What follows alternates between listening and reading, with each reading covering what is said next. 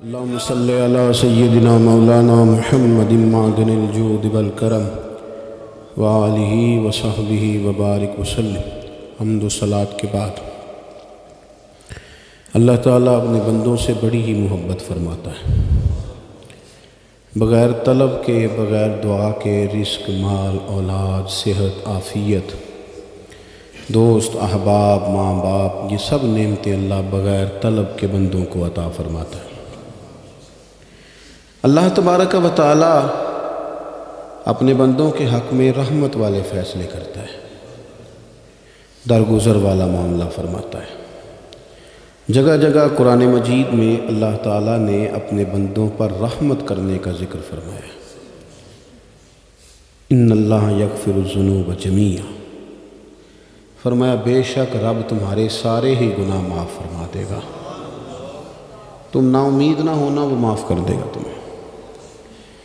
قرآن مجید میں فرمایا ان اللہ بالناس لرؤوف الرحیم، بے شک اللہ اپنے بندوں پر بڑا ہی مہربان اور نہایت ہی رحم کرنے والا رؤوف اور رحیم ہے، بڑا مہربان ہے، کرم فرماتا ہے۔ اللہ تعالیٰ اپنے بندوں سے بڑا جلد راضی ہو جاتا ہے، وہ اپنے بندوں کو بہت زیادہ مشقت میں نہیں ڈالتا، وہ اپنے بندوں سے اپنی نعمتوں کا بدلہ نہیں چاہتا، بہت سخت مشقت والی عبادتیں نعمتوں کے بدلے نہیں چاہتا، وہ بڑی جلدی رحم فرماتا ہے۔ ماں پیار کرتی ہے اپنے بچے سے، لیکن وہ ناراض بھی ہو جاتی ہے بعض چیزوں میں، بعض معاملات اس کا دل بھی دکھاتے ہیں، بعض جگہ وہ رو کے یہ بھی کہتی ہے کہ تو نے میری محبت کا کوئی نتیجہ نہیں مجھے دیا، میری ساری کمائی تو نے ضائع کر دی۔ والد بہت ساری جگہوں پہ ناراض ہوتا ہے، شکوہ کرتا ہے، کہتا ہے میری بیماریوں کی، پریشانیوں کی، بڑھاپے کی، کمزوریاں کا سبب بیٹے تو ہی بن گیا، یہ ساری تکلیفیں تو ٹھیک ہو جائیں تو میری شاید عمر بھی بڑھ جائے، صحت بھی ٹھیک ہو جائے، میں زیادہ دیر جوان رہ سکوں۔ ناراض ہوتے ہیں ماں باپ، اسی طرح ماں باپ راضی بھی ہو جاتے ہیں، وہ بڑی جلدی راضی ہو جاتے ہیں۔ میں اکثر کہتا ہوں کہ والد کو راضی کرنے میں 5-7 منٹ لگ جاتے ہیں، اماں تو 1.5-2 منٹ میں راضی ہو جاتی ہے۔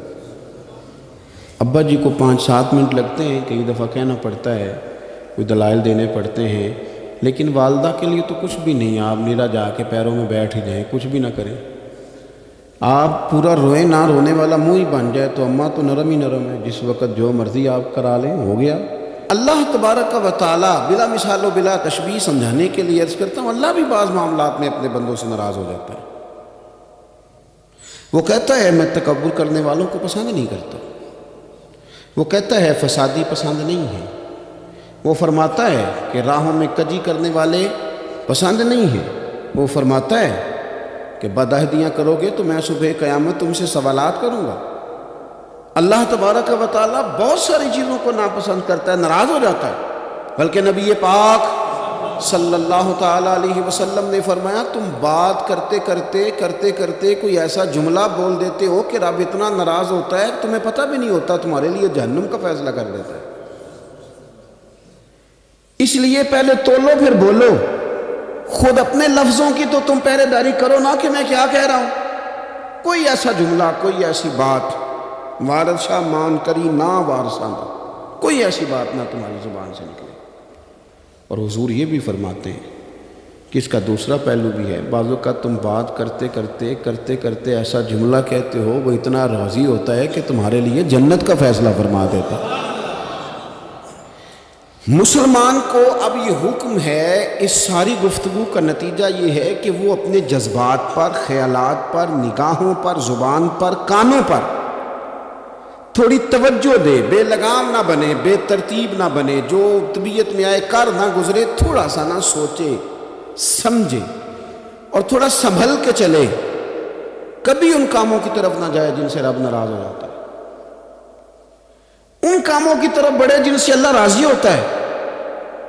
میرے نبی پاک صلی اللہ تعالیٰ علیہ وآلہ وسلم نے ارشاد فرمایا، بعض احادیث میں لفظ یہ ہے کہ اللہ اپنے بندوں کو دیکھ کے مسکراتا ہے، جو اس کی شان کے لائق۔ جس ترتیب سے ہم مسکراتے ہیں، جس ترتیب سے ہم روتے ہیں، جس ترتیب سے ہم کسی بات کا اظہار تشکر کرتے ہیں، خدا ان باتوں سے پاک ہے۔ اب بہت ساری حدیثوں میں آیا کہ وہ مسکراتا ہے، تو کیا مطلب ہے مسکرانے کا؟ تو علماء تفسیر نے لکھا ہے مسکرانے کا مطلب یہ ہے کہ وہ بڑا ہی راضی ہوتا ہے اپنے بندے سے، بڑا راضی ہوتا ہے، یہ مطلب۔ ایک تو مسکرانے کا مطلب یہ کہ وہ بڑا راضی ہو گیا، بڑا راضی ہو گیا، وہ مسکرا دیا اپنے بندے پہ۔ اور ایک اس کا معنی خود نبی پاک صلی اللہ تعالیٰ علیہ وسلم نے بیان فرمایا۔ مسند امام احمد بن حنبل میں حدیث ہے، حضور سید عالم علیہ السلام سے صحابہ نے پوچھا یا رسول اللہ شہید تو بڑے لوگ ہوتے ہیں، شہیدوں میں افضل کون ہے؟ تو اللہ کے حبیب علیہ السلام فرمانے لگے وہ والا بندہ جو ڈٹ گیا تھا کافروں کے مقابلے میں، وہ ہلا نہیں، پوری طرح ڈٹ کے جو لڑا وہ شہداء میں افضل ہے۔ حضور فرماتے ہیں وہ جنت کے بالا خانوں میں سیر کرے گا اور رب اسے دیکھ کے مسکرائے گا، رب اسے دیکھ کے مسکرائے گا، اللہ تعالیٰ مسکراتا ہے اسے دیکھ کے۔ اور اگلے جملے میں حضور نے وضاحت کر دی، فرمایا جب رب دنیا میں کسی پر مسکراتا ہے نا تو اس کا معنی یہ ہے کہ قیامت میں پھر اللہ اسے حساب کوئی نہیں لے گا۔ جس پر اللہ دنیا میں مسکرا دیا اس سے کوئی حساب، تو وہ کام ڈھونڈنے چاہیے نا جس سے اللہ مسکرائے۔ ویسے کبھی ہم ایسا کرتے ہیں کہ نہیں کہ کسی کو راضی کیا جائے؟ یہ کام ہم کرتے ہیں کہ ہماری کمپنی کا جو سربراہ ہے وہ ہم سے راضی رہے، جس ادارے میں ہم پڑھاتے ہیں اس ادارے کا بڑا ہم سے راضی رہے، یہ کرتے ہیں ہم۔ اس کے لیے کچھ نہ کچھ ہیلے بہانے ہم کرتے ہیں، برادری، قبیلہ، علاقہ، بستی، لوگ کسی طریقے سے ہمارے ساتھ مطمئن رہیں، کرتے ہیں نا یہ سارے کام۔ اس میں تھوڑی مشکل بھی ہمیں آتی ہے لیکن کرتے ہیں، کیا کریں؟ گھر میں بھی کئی دفعہ ایسا ماحول بنانا پڑتا ہے۔ چلیں ایک اور میٹھی مثال دیتے ہیں، زیادہ سمجھ میں آئے گی۔ چھوٹا بچہ خوش رہے، آپ اس کے لیے محنت نہیں کرتے، وہ چھوٹا ہے اس کو خوش کرنا فرض ہے ابا پہ، لیکن وہ کہتا ہے کہ میں نے موٹر سائیکل لینا ہے، چھوٹا ہے چلا ہی نہیں پائے گا، تو ابا پھر اسے راضی کرتا ہے، کہتا ہے بیٹے چھوٹا سائیکل لے لے، چل میں تجھے اڑانے والا جہاز لے دیتا ہوں۔ مقصود کیا ہے کہ اس کو ناراض نہیں کرنا، یہ روئے نہ، اس کا دل نہ ٹوٹے۔ ہو یارو سنو نا میں کیا کہہ رہا ہوں، اگر چھوٹے بچے کے لیے وہ چیزیں ڈھونڈتے ہو، میرے ابا جی نا اپنے نواسے کے لیے کھلونا لے کے آئے تو بچہ بڑا ہی کھیلا، تو ابا جی کہنے لگے لو پیسے پورے ہو گئے میرے، بچے کو پسند بڑا ہے نا، پیسے پورے کر چھڑے نے، دیکھو نا جی کتنا اس کو راضی ہوا ہے۔ تو انسان کیا کرتا ہے کہ کوشش کرتا ہے، چھوٹا بچہ بھی ناراض نہ ہو تو وہ چیزیں وہ ڈھونڈتا ہے کہ اس کو کیا پسند ہے، چاکلیٹ لے جاؤں، فلاں چیز لے جاؤں، آئس کریم لے جاؤں۔ تو ایک بچے کے لیے، گھر کے لیے، سربراہ کے لیے اتنی محنت کرتے ہو، تو وہ کام بھی ہمیں ڈھونڈ کے تلاش کرنے چاہیے نا جس سے رب راضی ہوتا ہے، اللہ راضی ہوتا ہے۔ بتاؤں وہ کون کون سے کام ہیں؟ نبی کریم صلی اللہ تعالیٰ علیہ وسلم نے ارشاد فرمایا 3 لوگ ہیں جنہیں دیکھ کے رب مسکراتا ہے۔ یا رسول اللہ صلی اللہ علیہ وسلم وہ کون کون سے؟ تو محبوب فرمانے لگے ایک وہ بندہ ساری مخلوق سوئی ہے، آدھی رات ہے، رات کا پچھلا پہر ہے، اس نے اٹھ کے وضو کر لیا، مصلی پہ کھڑا ہو گیا خدا کی یاد میں، فرمایا اسے دیکھ کے رب مسکراتا ہے جو اس کی شان کے لائق ہے، مسکراتا ہے اللہ۔ یہ تو سونے کا ٹائم تھا، یہ تو گہری نیند آنے کا وقت تھا، رات کا پچھلا پہر، رات پوے تے بے درداں نو نیند پیاری آوے، تے درد منداں نو یاد سجن دی ستیاں بھی آن جگاوے، اور ساون کی کالی راتوں میں جب بوندا باندی ہوتی ہے، وہ راتوں کو اٹھ اٹھ روتے ہیں جب خلقت ساری سوتی ہے، اللہ مسکراتا ہے۔ اور سننا میرے بھائی، میرے نبی پاک صلی اللہ تعالیٰ علیہ وسلم فرماتے ہیں جب مسلمان نماز کے لیے صفیں بناتے ہیں نا، ترتیب لگ رہی ہوتی ہے، اب اللہ کی بارگاہ میں کھڑے ہوں گے، قیام کریں گے، رکوع کریں گے، سجود کریں گے، فرمایا جب مومن صفیں بناتے ہیں تو رب دیکھ کے مسکراتا ہے، مسکراتا ہے۔ کمال ہو گئے عروج بندگی کا، جب بندے کو دیکھ کے رب مسکرائے، خدا بندے سے خود پوچھے بتا تیری رضا کیا ہے، مسکراتا ہے۔ اور میرے نبی پاک علیہ السلام فرماتے ہیں جب مجاہد جہاد کے لیے صفیں سیدھی کرتے ہیں، آج تو یہ رب کے نام پہ مرنے ہی آ گئے، یہ صفوں میں کھڑے ہوں گے، ترتیب سے لڑیں گے، ترتیب سے گلا کاٹیں گے کافروں کا، یا شہادت لیں گے، فرمایا جب جہاد کے لوگ صفیں بناتے ہیں تو رب انہیں دیکھ کے مسکراتا ہے۔ کتنے نصیبوں والا وہ بندہ ہے جسے دیکھ کے مسکرا دیا۔ او یار کبھی تیرا بیٹا تیرے سامنے مسکرائے نا چھوٹا تو تیرا دل باغ باغ ہو جاتا ہے۔ تیری ماں بیمار کسی ایک دن صحیح طرح ہنس پڑے تو طبیعت خوش ہو جاتی۔ مجھے بتاؤ نا جس کا رب بھی اسے دیکھ کے ہنس پڑے، جو اس کی شان کے لائق ہے، کیا اس بندے کے نصیبیں ہیں، کیا اس کے مقدر ہیں۔ آپ اس مقام پر اپنے آپ کو لائیں۔ اب دیکھیں نا یہ حدیث آپ نے سن لی، اب ہم نے نا اس طرح صفحے نہیں بنانے جو اس طرح ساری دنیا، اب ذرا صفحے بھی شوق سے بنائیں گے۔ آپ ذرا تھوڑا سا شوق پیدا کریں گے، بھئی یہ تو میں وہ کام کرنے لگا ہوں جسے دیکھ کے رب مسکراتا ہے۔ نبی پاک صلی اللہ علیہ وسلم نے فرمایا جب کوئی بندہ توبہ کرتا ہے نا، ہم توبہ کا رٹا لگاتے ہیں، یا اللہ میری توبہ یا اللہ۔ اور توبہ کا تو مطلب یہ ہے کہ پچھلے گناہوں سے پکی توبہ، آج کے بعد یہ غلطی نہ کرنے کا پکا وعدہ۔ تو نے ساری شب برات رو کے گزاری ہے، بتا سویرے جھوٹ جوڑنے کا ارادہ ہے تیرا؟ آج کے بعد رشوت تو نہیں نہ لے گا، ملاوٹ تو نہیں نہ کرے گا، یہ توبہ ہے۔ اور اگر سارے کام اسی طرح کرنے تو پھر یہ توبہ کا رٹا ہے، جتنا مرضی لگاؤ۔ حضرت علی بن ربیعہ رضی اللہ تعالیٰ عنہ فرماتے ہیں میں مولا علی کے ساتھ تھا، مقام حرہ کی طرف جا رہے تھے، حضرت علی نے ہاتھ اٹھا کے دعا مانگی ہماری تعلیم کے لیے، ورنہ حضرت علی ہم صحابہ کو محفوظ عن الخطا تو مانتے ہیں نا۔ ہاتھ اٹھا کے کہا اے اللہ ہمارے گناہ بخش دے، تیرے علاوہ کوئی معاف کرنے والا نہیں۔ اور پھر حضرت علی آسمان کی طرف دیکھا اور دیکھ کے نا حضرت علی بن ربیعہ کو تو مسکرائے۔ حضرت علی بن ربیعہ کہنے لگے حضور مسکرائے کیوں؟ وہ فرمانے لگے ایک دن میں حضور کے ساتھ اسی طرح آیا تھا، اسی طرح حضور نے دعا فرمائی تھی ہماری تعلیم کے لیے، اور پھر حضور مجھے دیکھ کے مسکرائے تھے اور فرمایا جب کوئی بندہ رب کی بارگاہ میں اس طرح استغفار کرتا ہے تو رب مسکراتا ہے، اور مسکرا کے فرماتا دیکھ لو میرے بندوں کو پتہ ہے کہ میرے علاوہ معاف کرنے والا کوئی نہیں، انہیں پتہ ہے، تم اس کی بارگاہ میں رجوع تو لاؤ، آؤ تو صحیح توڑا سو لے کر۔ اقبال کہتے ہیں کہ موتی سمجھ کے شان کریمی نے چن لیا، قطرے دو گرے میرے ار کے انفعال کے، دو میں نے آنسو بہائے تھے تو اس کے کرم نے تو موتی سمجھ کے چن لیا۔ سنو نا حضور اس استغفار کو اللہ کو یار رات کو توبہ کر کے سونا چاہیے ہمیں۔ کچھ غلطیاں ہم کرنا نہیں چاہتے پر ہم سے ہو جاتی ہیں، کچھ دل ہم توڑنا نہیں چاہتے پر وہ ٹوٹ جاتے ہیں، ہماری مجبوری ہوتی ہے ٹوٹ جاتے ہیں۔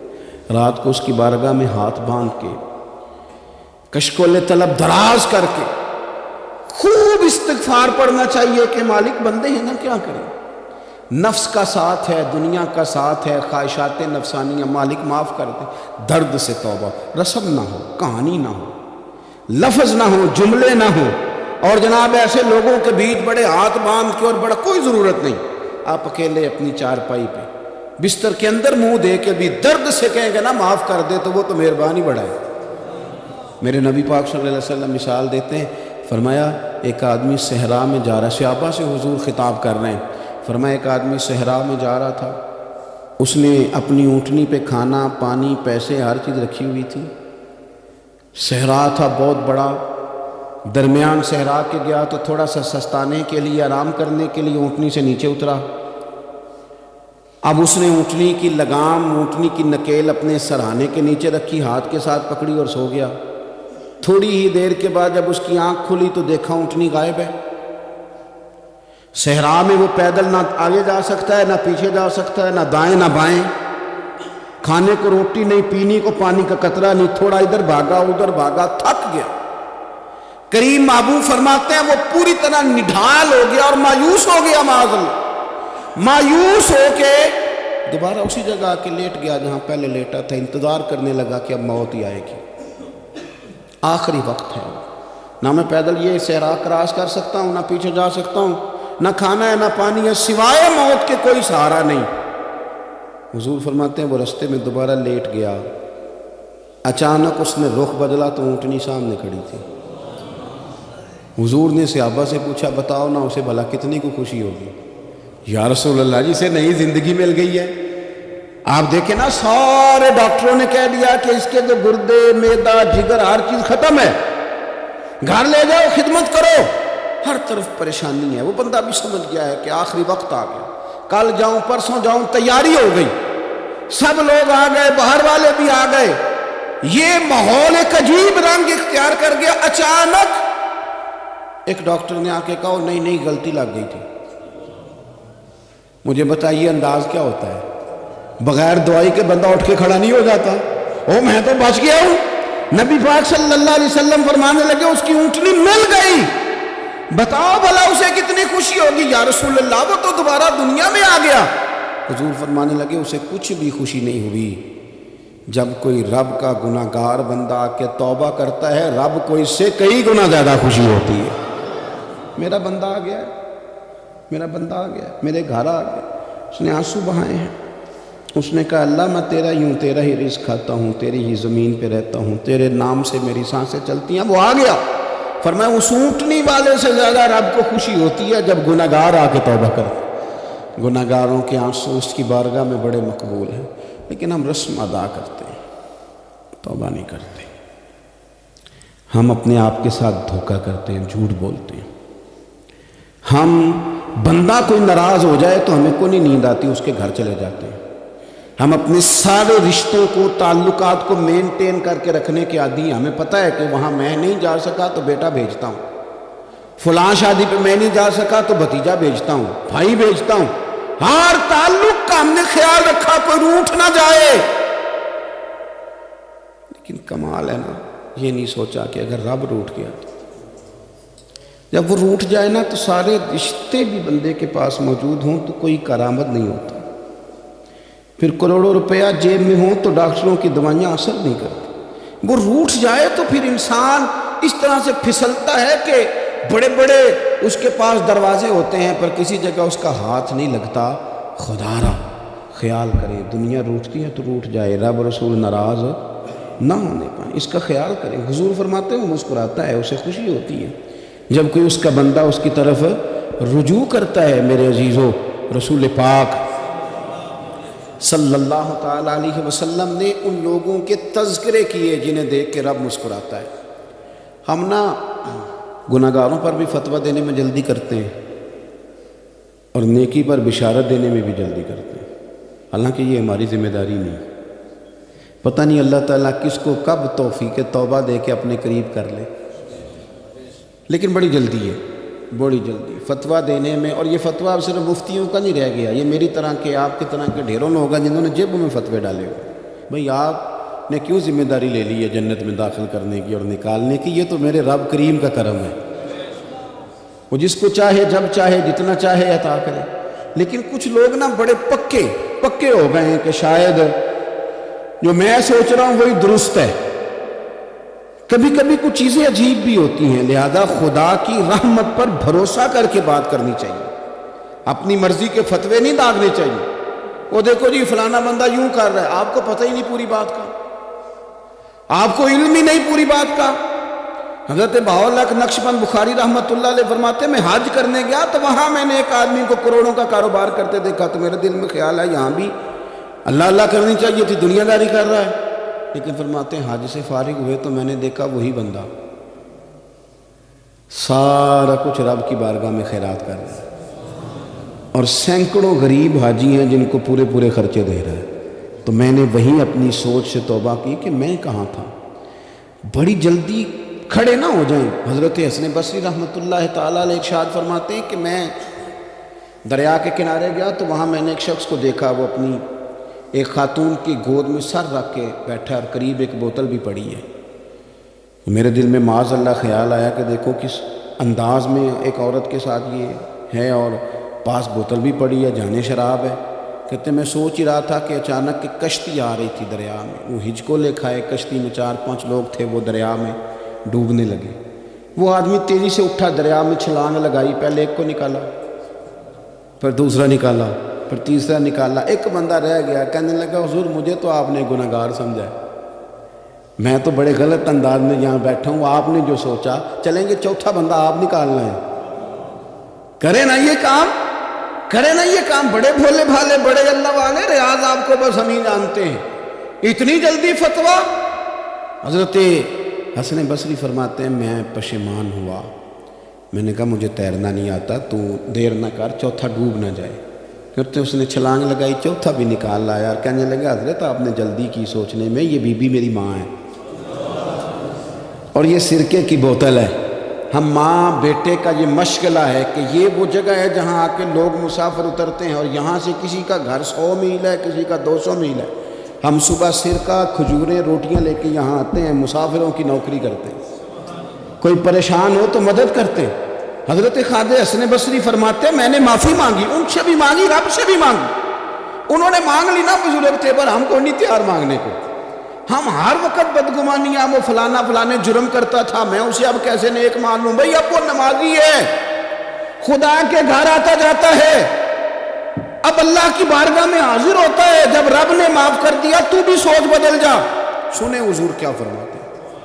نبی پاک صاحب اللہ صلی اللہ تعالی علیہ وسلم فرماتے ہیں، مسند امام احمد بن حنبل دیکھیے، فرمایا رب اس وقت بڑا ہی مسکرائے گا جب قاتل بھی جنت میں جائے گا، مقتول بھی جنت میں جائے گا۔ یا رسول اللہ مقتول تو گیا، یہ قاتل کیسے چلا گیا؟ حضور فرماتے ہیں جائے گا، اور جائے گا اور رب مسکرائے گا، جو اس کی شان کے لائق ہے۔ یا رسول اللہ کس طرح؟ تو نبی پاک صلی اللہ علیہ وسلم فرمانے لگے اس نے ایک مومن کو قتل کیا تھا، وہ شہید ہو کے جنت میں چلا گیا، اب اللہ نے بعد میں اسے توبہ کی توفیق دے دی۔ پہلے اس نے کلمہ پڑھا، پھر یہ میدان میں اترا، کافروں سے لڑا، یہ شہید ہوا، رب نے اسے بھی جنت دے دی۔ قاتل بھی جنت میں، مقتول بھی جنت میں، اور بات اتنی انوکھی ہے کہ رب دیکھ کے مسکرا رہا ہے، جو اس کی شان کے لائق ہے۔ ہم جلدی میں ہیں، ہم انتظار نہیں کر رہے کہ شاید توبہ کر جائے، ہم انتظار نہیں کر رہے، لیکن میرے عزیز اتنی جلدی نہ کریں۔ سوچوں کا صاف ہونا، ذہنوں کا پاک ہونا، اور لوگوں کے بارے میں گمان کا اچھا ہونا۔ آپ کسی نفسیات کے ڈاکٹر کے پاس چلے جائیں، اسے کہیں ٹینشن بڑی ہے، میں ان کے مضامین پڑھتا رہتا ہوں، وہ سب سے پہلا سبق آپ کو یہ پڑھائیں گے کہ اچھا سوچا کریں۔ اچھا سوچنے سے بندہ تندرست رہتا ہے۔ کس سے بندہ تندرست رہتا ہے؟ ہیں جی واقعی، یعنی اس والے پڑوسی کے بارے میں بھی اچھا سوچنا ہے گھر میں، اس والے کے بارے میں بھی، چھوٹے بھائی کے بارے میں بھی اچھا سوچنا ہے، اور بڑے کے بارے میں بھی اچھا ہی سوچنا ہے۔ یعنی اپنی برادری قبیلے کے بارے میں بھی اچھا سوچیں، جو قبیلے کا نہیں اس کے بارے میں بھی چلیں تھوڑا سا اچھا سوچ لیں۔ اپنے بارے میں تو اچھا سوچا ہے بڑا، میں کہتا ہوں کہ ہم اپنی غلطیوں سمیت اپنے آپ سے بڑا پیار کرتے ہیں، اور دوسرے کی ایک غلطی نظر آ جائے تو ہمیں گھن آنے لگ جاتی ہے۔ آپ جلدی نہ کریں، مالک نے موقع دیا ہے بندوں کو، نہ وہ کسی کا رزق چھین رہا ہے، نہ سانسیں چھین رہا ہے، وہ اپنی زمین پہ چلنے بھی دے رہا ہے، رہنے بھی دے رہا ہے، تو جب اس نے موقع دیا ہے آپ بھی تھوڑا موقع دیں۔ اللہ بڑا کریم ہے، دروازے کھولے گا، اس کے بندے اس کی بارگاہ تک پہنچیں گے۔ بدگمانیاں اور پھر بدگمانیوں کا عروج، اور اس لیول تک جا کے بات کر دینا ہے کہ جہاں سے خوف آئے کہ یار یہ بات نہیں کرنی چاہیے۔ رسول کائنات سرور دو عالم صلی اللہ تعالی علیہ وسلم فرماتے کہ اللہ مسکراتا ہے۔ دیکھو ہمارے ہاں نا ایک اور بھی مسئلہ بن گیا ہے، میں نے کچھ لوگوں کو نا پکا، میرے پیارے ہیں، محبت ہے مجھے، تو میں چونکہ آپ میری کلاس ہیں، میں مشاہداتی اور تجرباتی باتیں بھی کر لیتا ہوں، اسی کی روشنی میں کئی دفعہ گفتگو بھی تیار کرتا ہوں۔ کچھ لوگوں نے نا پکا ذہن بنا لیا یہ کہنے کا کہ ہاتھ بڑا تنگ ہے، پکا، آپ جس وقت پوچھ لیں ان کا ہاتھ اور بڑا ہی زیادہ تنگ ہے۔ آپ یقین کریں، بہن کا جو خامند ہے وہ کہہ رہا ہے کہ حصہ لے کے آ، تیرے بھائیوں کی کمائی تو نہیں، تیرے ابا کی ہے، لے کے آ۔ وہ بیچاری اس کی منتیں کر رہی ہیں، کہتی ہے اگر جاؤں گی نا تو وہ کہیں گے حصہ لے جا، آج کے بعد ہمارے گھر نہ آنا، میرا دروازہ نہ بند کرو، مہربانی کرو۔ اور بھائی سے بات کرتی ہے تو کہتا ہے ہاتھ ہی بڑا تنگ ہے، جب ٹھیک ہوگا تو دے دوں گا۔ نہ کریں گے ظلم۔ ہمارے اپنے تڑپتے رہتے ہیں اور ہماری دولتیں اندر پڑی رہتی ہیں، ہمارے اپنے چھوٹی چھوٹی ضروریات کے لیے پریشان ہوتے ہیں، لیکن ہم بڑے بڑے بہانے ہیں ہمارے پاس، کہتے ہیں یہ نکما ہے، یہ نکھٹو ہے، یہ کام نہیں کرتا، اس میں فلانا ہے، وہ فلانا ہے، بلہذا میں نے نہیں ساتھ چلنا۔ اظہار جب آپ کے اندر پیدا ہوتا ہے نا، اظہار، جب کسی کے لیے آپ حساس ہوتے ہیں تو آپ کو بھی سرور حاصل ہوتا ہے۔ نہ کریں یہ کام کہ آپ کو اللہ نے وسعت دی اور ہر وقت آپ ہاتھ تانگ ہونے کا رونا رو رہے ہیں۔ ہر وقت آپ یہ کہہ رہے ہیں میں بڑی آزمائش میں ہوں، جب خدا نے آپ پہ نہیں ڈالی تو اتنے جھوٹ بولنا صرف اس لیے کہ میرے پیسے بچ جائیں، صرف اس لیے کہانی سنانا کہ حالات میرے بڑے خراب ہیں کہ کوئی بندہ میرے سے کوئی تھوڑا بہت قرض نہ مانگ لے۔ سنو، نبی پاک صلی اللہ علیہ وسلم کے پاس مہمان آ گیا، بخاری مسلم ہے، حضور نے ازواج مطہرات کے گھروں میں پیغام بھیجا کوئی چیز ہے ضیافت کے لیے؟ یا رسول اللہ کچھ بھی نہیں، یہ دو جہاں کے شاہ ہیں اور پاس کچھ رکھتے نہیں، دو جہاں کی نعمتیں ہیں ان کے خالی ہاتھ ہیں۔ یا رسول اللہ کوئی چیز بھی نہیں۔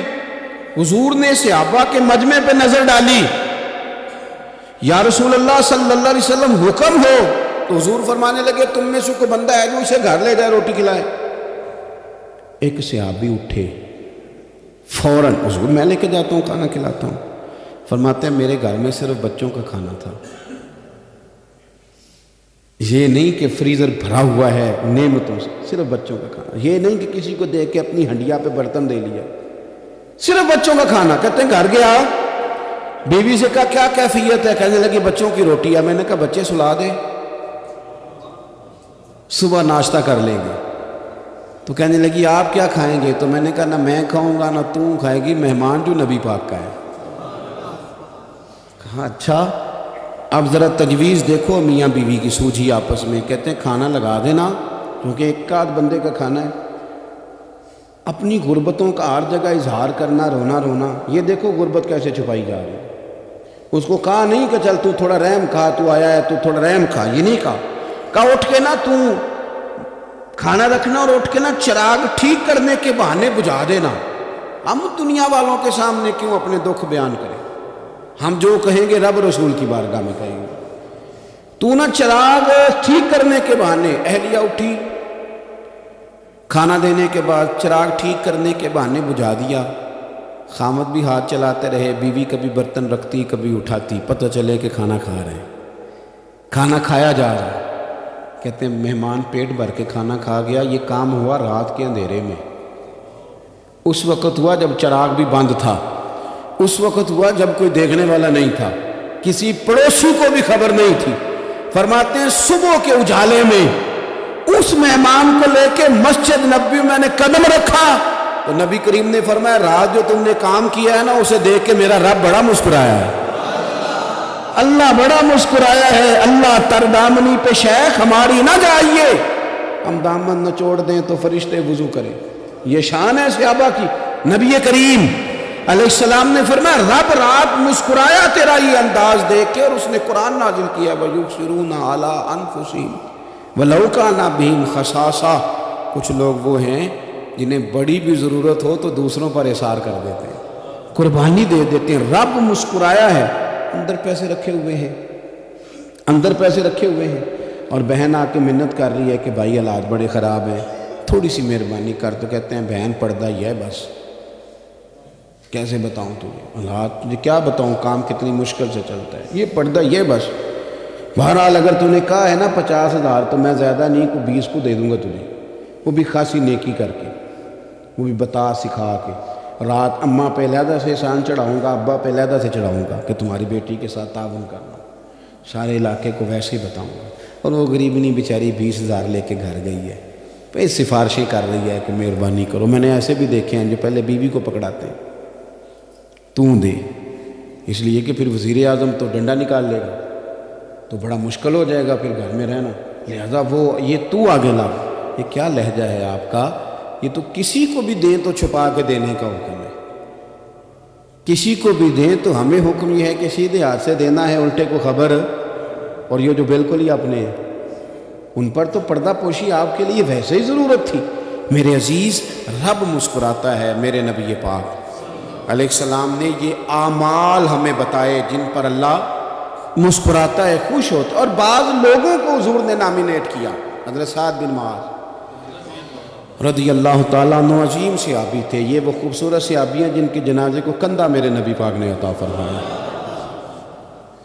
حضور نے کندھا عطا فرمایا۔ کمال ہو گیا، نرخ بازار محبت کا انوکھا ہی ہو گیا، خود خریداروں میں شامل آ کے مولا ہو گیا۔